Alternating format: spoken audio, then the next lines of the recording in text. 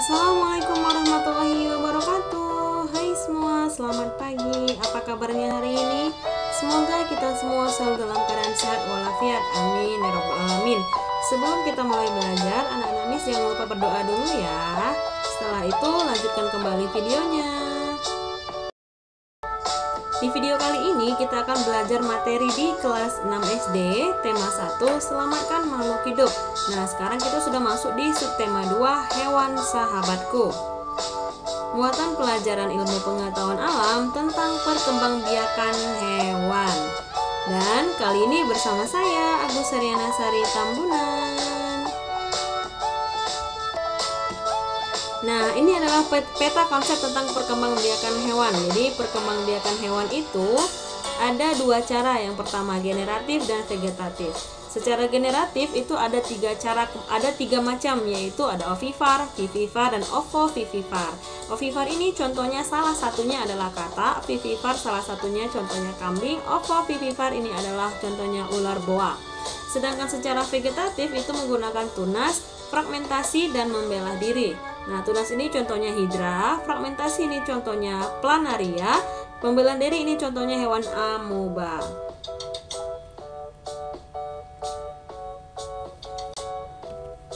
Kita mulai di pembelajaran 1 dan 3, ini langsung ya, karena materi di pembelajaran 1 dan 3 itu sama.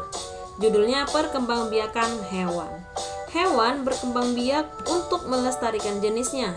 Ada berbagai macam cara perkembangbiakan hewan, yaitu yang pertama secara ovipar, yaitu bertelur. Yang kedua vivipar, yaitu melahirkan. Dan yang ketiga itu ovovivipar, yaitu hewan yang bertelur sekaligus melahirkan. Yang pertama kita bahas perkembangbiakan hewan dengan cara bertelur atau disebut ovipar. Perkembangbiakan hewan dengan cara bertelur disebut juga dengan ovipar.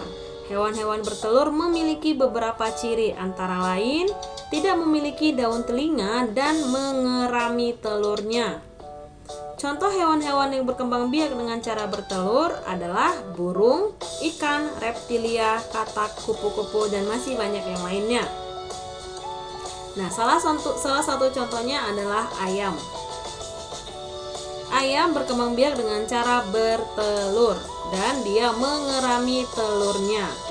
Lalu dia tidak memiliki daun telinga. Yang kedua, perkembangbiakan hewan dengan cara melahirkan yang disebut juga vivipar. Perkembangbiakan hewan dengan cara melahirkan disebut juga dengan vivipar. Hewan yang melahirkan memiliki beberapa ciri, yaitu memiliki daun telinga dan tubuh ditutupi rambut atau bulu-bulu maksudnya ya. Nah, contoh hewan-hewan yang berkembang biak dengan cara melahirkan adalah sapi, kambing, kucing, lumba-lumba, landak, dan paus. Nah, pasti kalian pernah melihat, yang memelihara kucing sudah sangat tahu bahwasanya kucing itu berkembang biak atau mendapatkan keturunan dengan cara melahirkan, bukan bertelur. Nah, ini salah satu contohnya adalah lumba-lumba juga berkembang biak dengan cara melahirkan. Jadi dia melahirkan langsung berbentuk lumba-lumba yang kecil. Kucing juga seperti itu.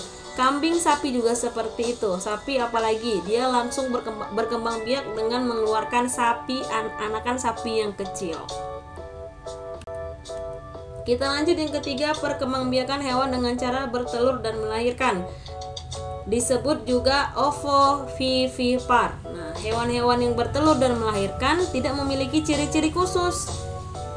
Contoh-contoh hewan yang berkembang biak dengan cara bertelur dan sekaligus melahirkan antara lain yaitu ada ikan hiu, kuda laut, platypus.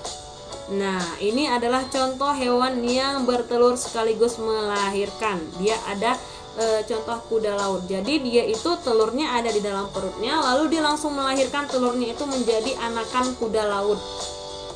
Yang dikeluarkannya bukan telur, melainkan langsung melahirkan. Tapi di dalam perutnya itu dia bertelur dulu, baru melahirkan. Kalau sapi berbeda. Sapi langsung yang dalam perutnya itu bukan telur, melainkan memang anakan sapi dari kecil hingga ke besar, hingga bisa melahirkan maksudnya. Nah, pada perkembangbiakan hewan secara ovipar, embrio atau calon individu baru tumbuh dengan dan berkembang di dalam telur.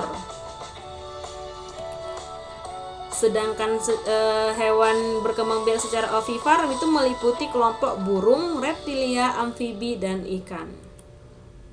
Pada perkembangbiakan secara vivipar, calon individu baru tumbuh dan berkembang di dalam rahim induk betina. Kalau hewan itu perempuan disebut betina ya nak. Kalau manusia baru perempuan. Hewan yang berkembang biak secara vivipar meliputi kelompok mamalia atau disebut sebagai hewan menyusui. Jadi hewan menyusui itu disebut apa? Disebut hewan apa? Hewan mamalia. Nah, ini adalah peta konsep atau peta pikiran tentang perkembangbiakan hewan. Yang pertama ovipar. Ovipar ini perkembangbiakannya dengan cara bertelur. Lalu embrio atau calon individu atau calon hewan yang baru itu tumbuh di dalam telurnya. Sedangkan vivipar perkembangbiakannya dengan cara melahirkan. Embrio tumbuh di dalam tubuh rahim induknya, di dalam rahim betina, di dalam rahim hewan yang betina. Kalau si ovovivipar ini perkembangbiakan dengan cara bertelur kemudian melahirkan. Embrio tumbuh di dalam telur yang disimpan di dalam tubuh induknya. Setelah menetas, individu baru akan dikeluarkan dari tubuh induknya dengan cara melahirkan. Contohnya si kuda laut yang tadi ya. Selanjutnya ini ada pengelompokan beberapa hewan yang berkembang biak secara ovipar, vivipar, dan ovovivipar. Silahkan dilihat ya anak-anak Miss. Dilihat hewannya hewan apa-apa saja. Nanti kalau ada soal kalian bisa lihat lagi di video Miss ini. Nah, ini adalah diagram Venn antara perkembangbiakan ovipar, vivipar, dan ovovivipar. Jadi ovovivipar itu bisa kita buat di tengah karena dia bertelur dan melahirkan keduanya. Kemarin kita sudah belajar bagaimana cara membuat diagram Venn. Jadi anak-anak Miss sudah tahu bahwasanya yang di tengah itu yang memiliki keduanya atau yang berkembang biak secara keduanya. Anak Miss, cukup sekian pembelajaran kita hari ini. Semoga video yang Miss berikan ini bisa bermanfaat untuk kalian dan bisa dipahami. Mohon maaf jika Miss ada salah kata. Miss akhiri. Wassalamualaikum warahmatullahi wabarakatuh dan selamat pagi semuanya. Bye bye.